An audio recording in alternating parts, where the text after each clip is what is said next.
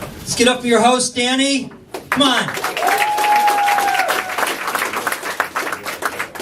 I want to thank you all for coming. This is really great. I am so excited to be here. So is everybody from in town? Anybody from out of town? Woo! All right. Where are you from? Whoa, okay. I know that. It's in Wisconsin, right? Any people here live in the District of Columbia? So I just moved to the District of Columbia from the suburbs. Man, I love it. The entertainment options, the diversity, the locally sourced muggers. City life. But you know, not everybody understands or really agrees with my choice. It's true. Some of my former neighbors, none of whom could make it tonight, look at me and they go, "Good God, Marcus, how could you move to the District of Columbia? It's so urban." And you know, those people have no representation. Well, first of all, don't call me Marcus! It's Mark, please. And second of all, we live in Washington, D.C., the center of the almost, presently, free world. And unlike Puerto Rico, we'll always have electricity.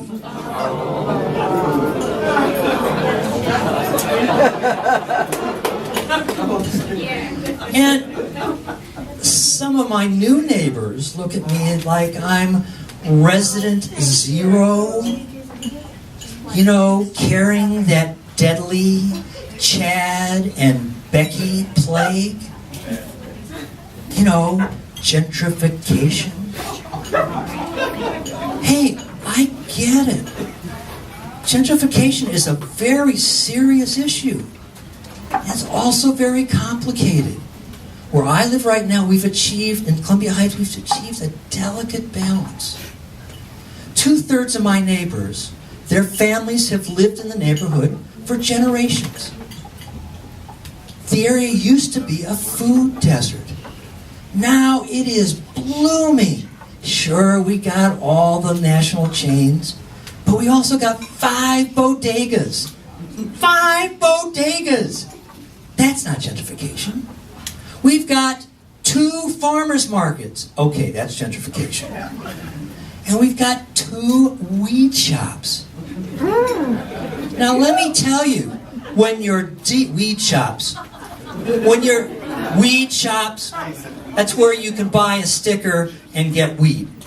When your dealer opens up a storefront, that is progress. And you can get an Uber in under 5 minutes. Try to do that in the suburbs. And I'll tell you, my neighbors are also a little bit safer. When my neighbors and I go drinking in Columbia Heights, and we're walking back, and we happen to encounter our bespoke, locally sourced mugger, statistics show that I'm the one that's more likely to get mugged. Yeah, which means that my neighbor will be home in bed, safely tucked in under his quilt, long before I bleed out. So, have you heard? They finally indicted Harvey Weinstein. I mean, it is about time. But you know, there's something wrong with that. I think that it is so wrong to give him credit for launching the Me Too movement. Harvey Weinstein, really? Like he started it?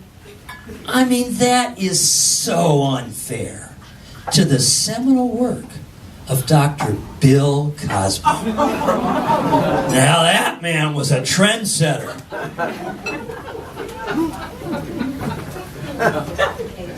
And he's going to prison. And one of the other problems with living in the District of Columbia is some of our council members. Yeah, oh Lord is right. We've got one who tweeted that the reason that DC has such lousy weather is because of the Jews. The Jews? Really? I mean, that's quite a compliment, right? But I really don't think they've controlled the weather since they left Egypt the first time. And let's face it, if they really had that superpower, they would just keep Manhattan warm. There'd be no need for the annual exodus to Miami. Well, my name is Mark Palchik, and I want to thank you all for coming. Oh, shoot. I always screw this up. So, Danny, you told me, but I wasn't paying attention. So do I say, thank you all for coming, like, the very beginning, which I did, right? I did that, right? Or when you arrive, or do I say, thank you for coming when you leave? What if you came over to my house for dinner, right? Come over to my house for dinner. On the way, and you arrive, and I say, hey, come on in. I'm so glad you came, right? And we have a nice dinner, a little wine, little other things, right? And on your way out, I say, thank you. I hope you had a good time. Thank you for coming. What happens if I worked at a sperm bank? Thank you for coming when I arrive? When you arrive? Or, well, in the immortal words of Mae West, it has been a business doing pleasure with you. Thank you all for coming.